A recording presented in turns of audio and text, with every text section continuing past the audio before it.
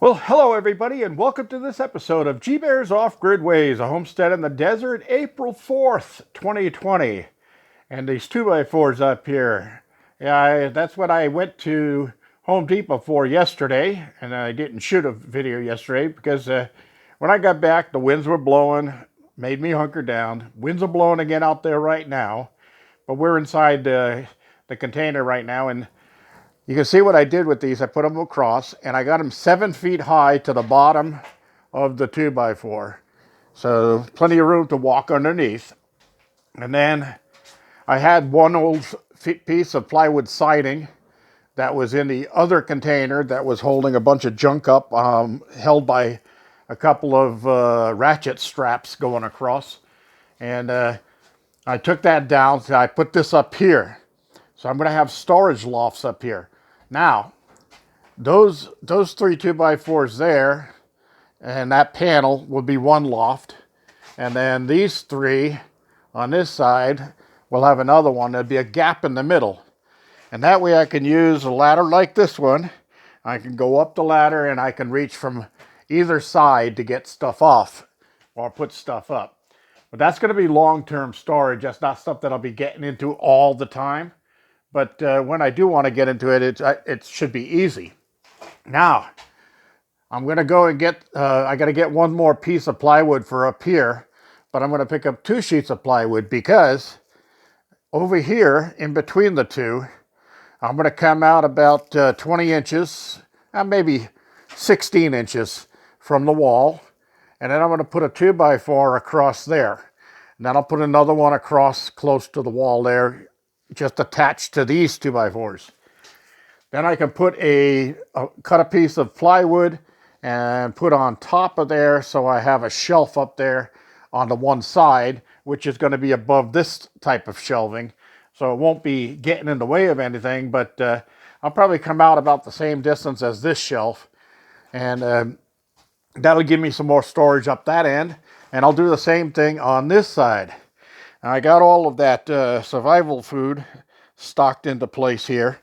And I did find out about the life sprouts and what that's all about.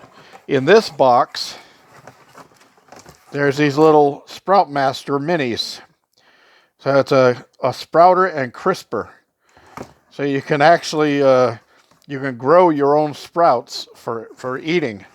And in the other little box here, it has a bunch of plastic replacement covers, because one of these boxes, like the soup mixes, already has plastic covers with them.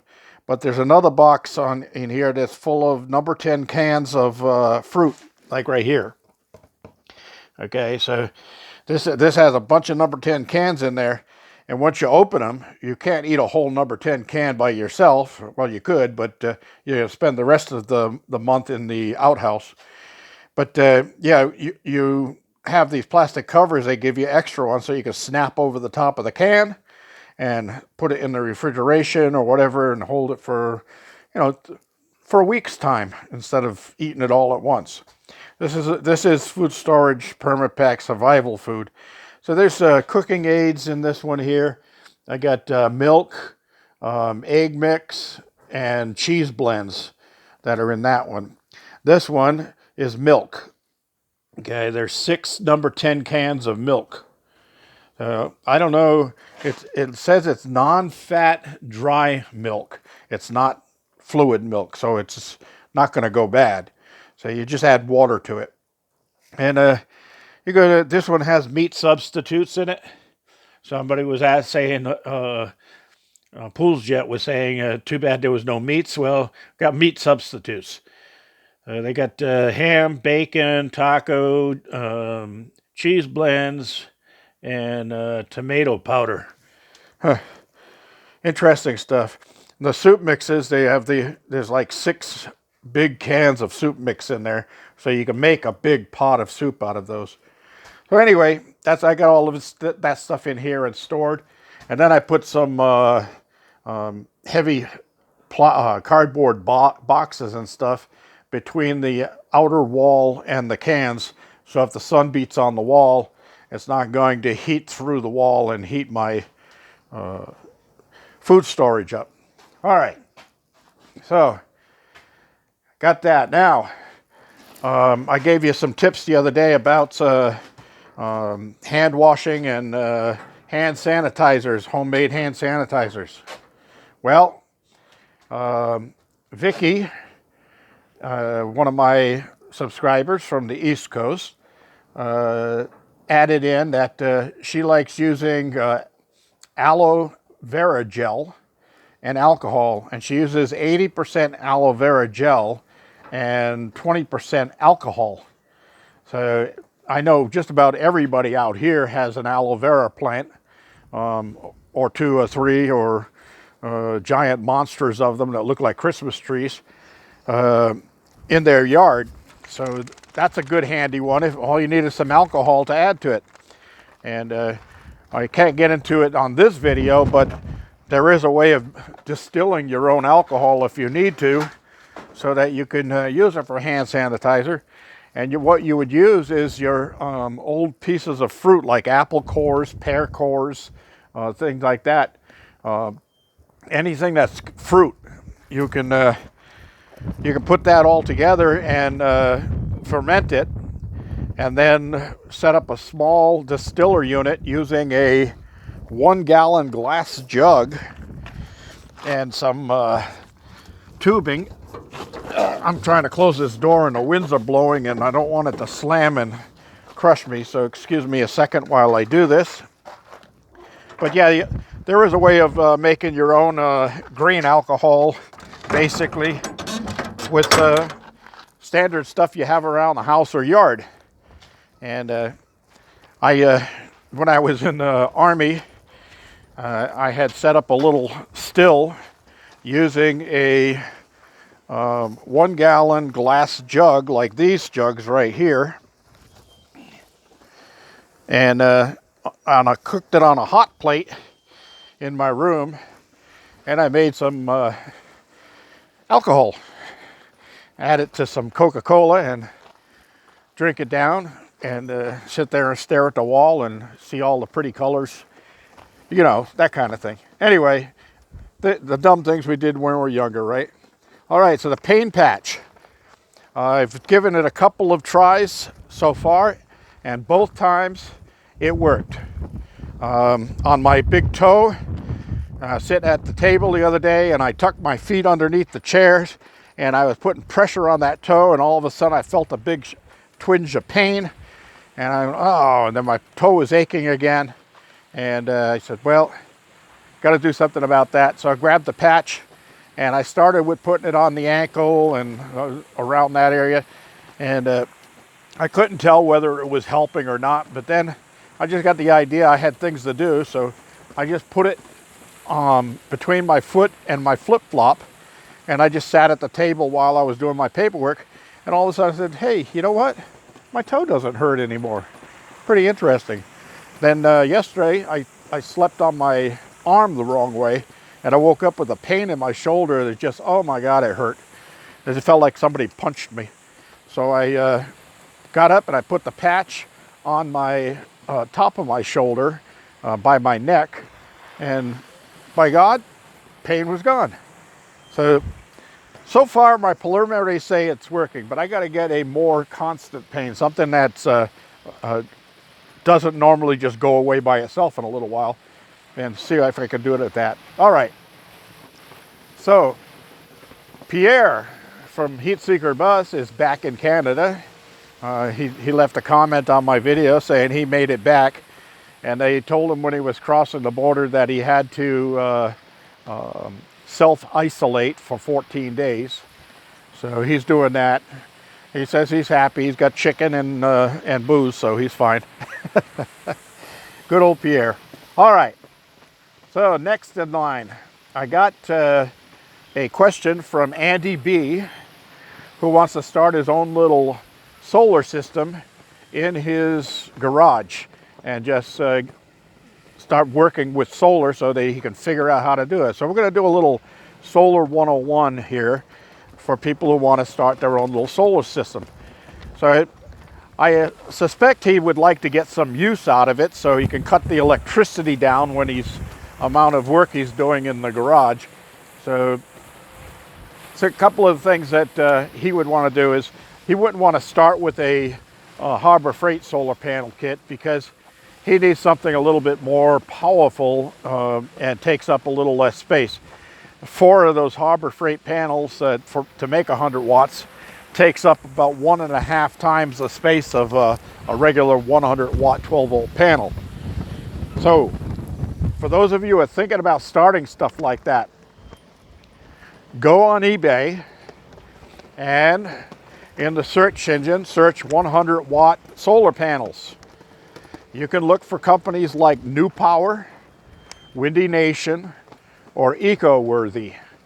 Now, all 3 of those panels are panels that I have out here on my racks, the 100 watt panels. And I see if I can get under there and see which ones are which. Yeah, these are EcoWorthies right here. So this is Windy Nation.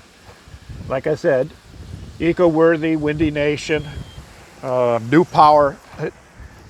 All these panels have been working now since 2016 without a problem. So they're worth the money, and they're only about $72 now for a 100 watt panel. So that's a pretty darn good price. But Andy's talking about 300 watts, so it'd be $216 or $236 or something like that for his panels.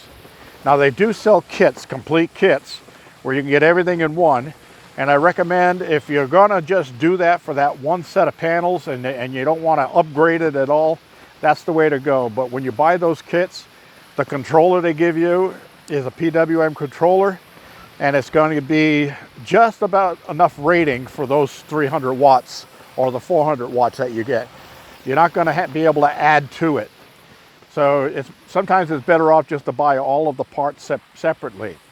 Now on controllers, if you're looking on same thing on eBay and look up or search for solar controllers, look at a company called US Stock or EPEVER, E-P-E-V-E-R. Okay, now the EPEVERs are nice because you can get those with a Wi-Fi connection on them. And then with Wi-Fi, you don't have to go out to the garage to see how much power is in your system. You can check it right on your smartphone through the Wi-Fi. So that might be something you want to look at. And a 60 amp MPPT controller by US Stock is only about $90. So it's not a big expense. So this is a good way to get started. Okay, then you're going to need PV wire. That's photovoltaic wire. And you want to get the PV wire and not just try to use any old wire that you have laying around. Use PV wire because the outer coating, the casing on those is designed to hold up in the sun and the weather. And your regular wires aren't. They're going to fall apart on you. So go with the PV wire. It's not that expensive. And you can get it with the MC4 connectors already on it in different lengths. And they usually have free shipping for that stuff. So it's not that expensive. Go with that and get like a number 10 gauge wire if you can, or the number 8 gauge wire for the long ones that go from your solar panels into your controllers. You want that extra heavy, the heaviest wire you can go, so you don't have any voltage drop in your wire along the way. Okay, so if you're going to do get those PV wire and get MC4 connectors separate and put them on the wires yourself if you're a little handy, then be sure to get yourself a couple of the wrenches. They have these little wrench sets for putting those things, taking those things apart and putting the nuts on them and tightening the nuts down and things like that. And they come in really handy, trust me, instead of trying to use 2 screwdrivers to take them apart when you need to. Another thing you'll need is MC4 splitters. They're Y splitters, and get the 4-to-1s to start with, because well, if you're going to do a 3 panel unit for 300 watts, you can get a 3-to-1 and go with that. But if you get a 4-to-1, you have an open wire on both the positives and the negatives, so that you can add another panel down the line if you want to. All right, so next you're going to get into batteries. So this is where expenses start coming in. For a starter using batteries, I would say there's a couple of good choices for batteries. You can go with the AGMs, and Optima makes 12-volt AGMs called a yellow top. You can Google yellow top battery and you'll see the Optima D34 series is the one you want to look at. Okay, now those have like 750 cold cranking amps into them. They're dual purpose batteries. They're deep cycle and they can start an engine if they had to. So those work pretty good if you're using them in a motorhome or something like that. And they're 12-volt batteries, like I said, so you don't have to hook up two 6-volt batteries in series parallel. Now, if you go with golf cart batteries, I like, some people like the Trojans. I don't like the Trojans that much because the Trojans aren't really designed for the duty that you can get out of the US 2200s. US 2200s in the 6-volt golf cart batteries are stronger, and they have 232 amp hours in them. So those are really good batteries. But you can go with the Trojans too for a starter set. Just remember, you don't want to crisscross your batteries and use a bunch of mongrel different types of batteries. And you should use all the batteries you use should be all the same grade and brand new. If you use older batteries, remember the weaker battery will draw down all of the other batteries in the system. It'll bring it down to its level, and then when it gets down, all the others get down to its level, it's already dropped some more, so they're going to drop down and meet its level. So a weak battery in your system will kill your whole system. You don't want to do that. All right, now after the batteries come the battery cables. Now I went to a big box store, or I actually went to a different place, but they sell wire. You can use welding wire if you want, but they also sell the wire that they make battery cables or welding cables out of. Those work good. And then you have to buy your ends and solder those on and things like that. So for a beginner, if you can, you maybe want to just go into an automotive store and buy some regular battery cables that you can use for tying your batteries together. And then you're going to need a set of long battery cables. And I think Harbor Freight sells the cables for hooking batteries together. You will need a long set of cables to go from your battery bank to your inverter. And that's the next thing in line. You'll need an inverter. Go on eBay and you can search for inverters. And you'd want something around a 3,000 watt pure sine inverter. All right, so don't go any lower than that because it's kind of a waste of money. You want 3,000 watts so you can run some power tools. Oh, excuse me. Dust blowing around out here. Yeah, the wind is really kicking up out here. As you can see, the shadow from the PMA there cranking out. All right, so when I was on eBay with the batteries, by the way, I looked up US 2200s, and they sell things like a 4-pack of them for 570 bucks, which is about 160 bucks each. They also sell a 6-pack of them for 930 bucks. Now, if you're going to be running any sort of power tools and things like that, I would recommend that you get at least a 4-pack. That'll give you some time to run some power tools. You might run your electric drills, a small skill saw, a jigsaw, things like that. And if you're going to be running a lot heavier equipment, you'll need more batteries. The batteries are what's going to be your strength in this system. So size the system up for yourself. And when I say size the system also, you want to consider before you get involved in any of this is what voltage you want to go with. If you're going to go with 12 volts, 24 volts, 36 volts, or 48 volts. Because that depends on how, that'll say how you're going to have to hook up your batteries and how what types of systems you're going to have to get. And 100-watt solar panels aren't going to do it because those are usually 12-volt systems. So you'd have to get some panels that you could hook into series if they're 12-volt panels, so you can set them up to be 48 volts. Some of them will say do not connect in series. If you do, you'll blow the diodes out of them. So that's something you want to consider. All right, I hope that gets you going there. So if you have some questions, put them down in the comment section and we'll address those a little at a time. This is G-Bear reminding you, give me a thumbs up down there, please. Don't forget to subscribe. G-Bear signing off.